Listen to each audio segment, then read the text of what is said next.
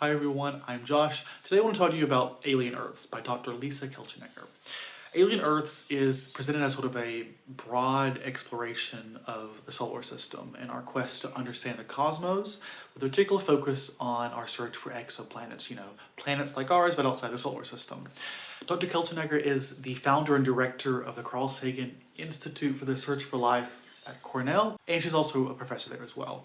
It's easy to see the inspiration of Carl Sagan here in her work, because in a lot of ways it feels like it's less about fixating on the science than it is about sort of inspiring people to care.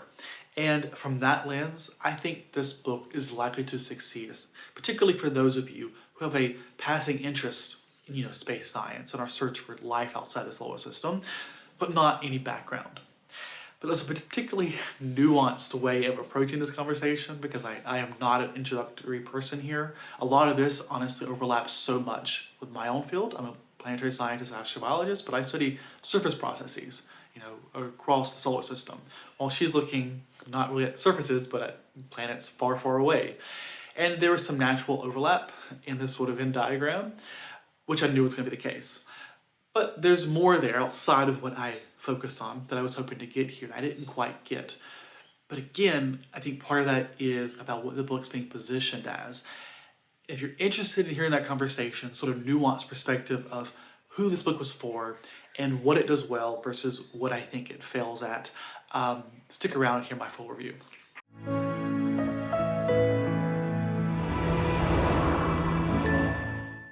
So like I said, this book I think is being positioned as sort of for the lay reader. It's not intended for experts at all. It's intended for those of you who are new to the subject and who want to get interested.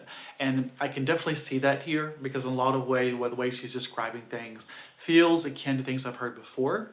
But for those of you who say may have an aversion to older works, an illogical aversion in my opinion, this might work for you. And I think that's where the appeal here is, that you have sort of a modern take on this broad overview of the science that's been discussed before, and you get hints of discussions of her work as well. Now, as I said, I found this book a little disappointing as an expert trying to learn something new in a particular niche of a field that I thought I was going to be getting here that I didn't quite get. But what I'm looking at this really from is sort of a two different lens. As a reader who's looking to learn versus as an expert who is looking to both learn and critique the art of science communication in the field of our science. And that's sort of, like I said, is what I want to approach this as, because I think the book succeeds most for the learner, those of you who have something to learn. But even as an expert who's judging the way things are discussed, I can't help but still have some mixed feelings there. I think it does the work to be a solid book that I can recommend. I'm not saying you should avoid this book, but really I think what makes this book most relevant is the fact that it's modern and that you don't have to worry about the science being old. Not that I think that's even really a problem, frankly. When it comes to science, especially in planetary science, rarely is something that's completely thrown out the door. Usually it's like putting on a pair of glasses where what you saw was already there. You just get a bit more clarity, a bit more fineness to what we know. So at the end of the day, if I was going to get you to read something, if I could get you to read something in this field, it probably wouldn't be this. I think this, how do I say this? It just feels like it doesn't bring much new to that conversation. At least half the book is on introduction, because I thought this book was going to be on exoplanets. But we spend more than half the book not really talking about exoplanets at all, just talking about our solar system, which in a sense I understand. I think that's necessary, because in order to understand what we can understand about exoplanets, we have to understand what we know about our solar system. Exoplanets give context to us. But of course we can't see the surface of those planets, at least not like we can here in our solar system. But you can sort of draw lines between them. And we get hints of how we could do that, both in just the overview of the science, but also in the discussing of Dr. Kaltenegger's own work. The problem is that it felt like we never left the introduction. Once we entered exoplanets, I thought, okay, now we're going to get into some depth, even though we spent so much time talking about things on such a superficial level. But we didn't really leave that. It felt like I was being introduced to everything, including exoplanets, and then we never really got a chance to talk about anything significantly. And this book is, I think 288 pages. So in a way, there's definitely room here. I can understand having a broad overview of the non-exoplanet stuff, but if you want to have a book about exoplanets, which is what this book is targeted as new science of planet hunting, that section, those sections should be, there should be some depth there. Yes, I'm biased because I'm an expert. I have some exposure to exoplanetary science, but it's like on my peripheral. There's less here than I already knew, which what I know is really an introductory level. And it's just really disappointing to me. But also when it comes to like as an exoplanet book, if that's what you're looking for, this definitely is the one to go to. This is if you want like a broad introduction to space science with a focus on our solar system and our search for other worlds. That is here, it works, especially if you want a modern one. But if you want a real understanding of any of the, like a deeper understanding of that's what's already going on, this is not for you. I think I said before, the book, it introduces things well. It's just, without that depth, there's not really a chance to challenge the reader. And while there are philosophical musings, a lot of the analogies, a lot of the conversations were things I'd heard before in past works. And again, if it's broke, don't fix it. Broken wheel, whatever the fuck the analogy is. Well, I try to fix something that's not broken. But you have to bring something new to the table. Otherwise, like, yes, it can work, especially as a modern work, but that relevancy is really its modern nature. And that's not gonna last. This book works now, but if years now on the road, or decades on the road, it's not gonna be a modern classic. I don't think. I'll be shocked if it is, just because I just don't think she did the work to make this a standout, to make this really impactful beyond what's already there. Even in the realm of exoplanets, like I said, like if this is supposed to be the focus of the book, I can still think of better examples. The Smallest Lights in the Universe by Sarah Seeger, also a professor and exoplanetary scientist. And that book, honestly, is more memoir than it is science. But somehow it still manages to, I think, say more about exoplanetary science than this book does. And if you're someone who's interested in exoplanetary science, that's probably the place to go, especially if you're like just a regular reader, because there's because it's a memoir, we're getting positioned from that sort of personalized story, grounded in the science of her life, or the science is grounded in her personal life. And so we get that personal connection that helps, I think, make it easier to not get lost or overwhelmed by what's there, but still giving you a solid introduction to understand how this works. And while I think Dr. Kaltenegger, does a good job of hinting at how we can begin to know more about it, I don't think there's enough depth. Even when she talks about her own research, I'm thinking to myself, I'm sure this is more reputable than it sounds, but the way you're talking about it, like, you're not really grounding these models you're making at all.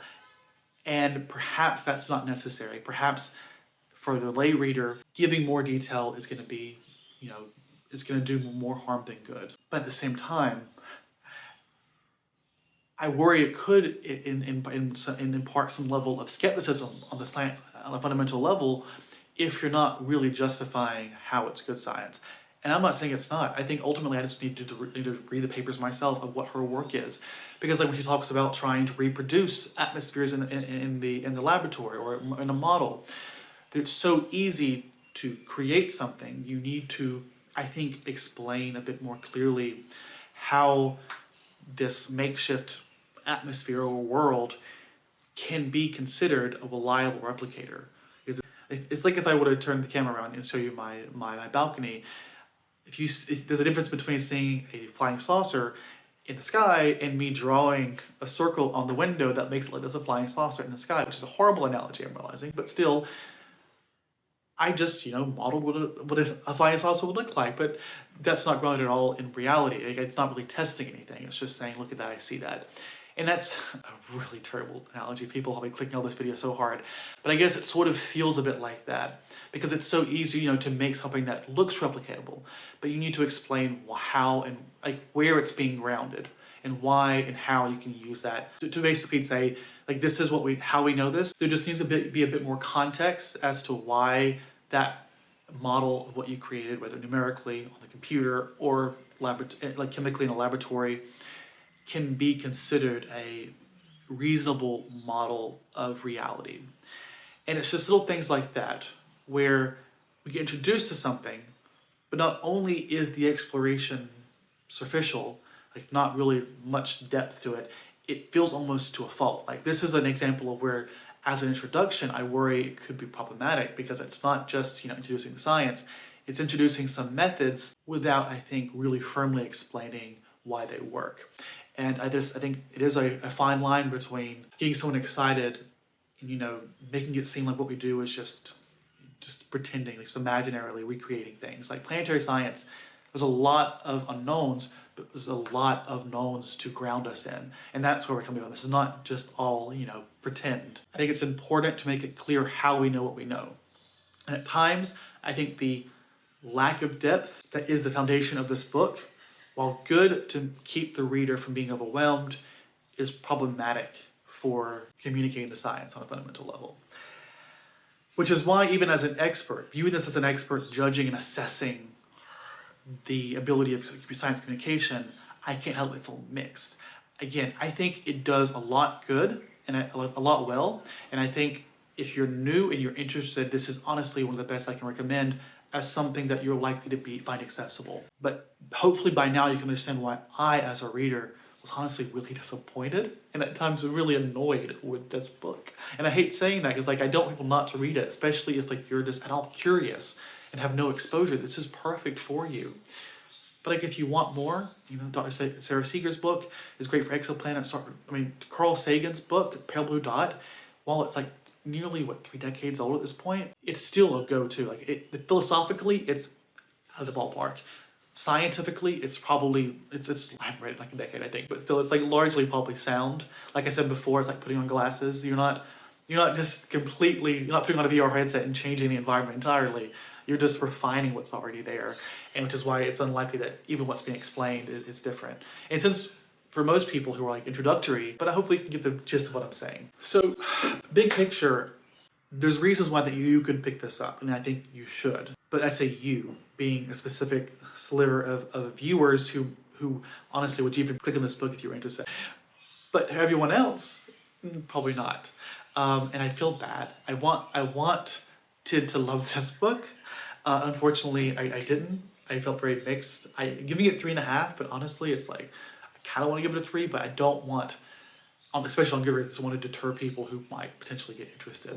This video review has been a bit of a mess. I'm trying to convey the thoughts that I think I put much more effectively written down on my Goodreads review, so check that out if you want, a streamlined conversation I think is a bit more coherent. But if you stuck to the end, I appreciate you.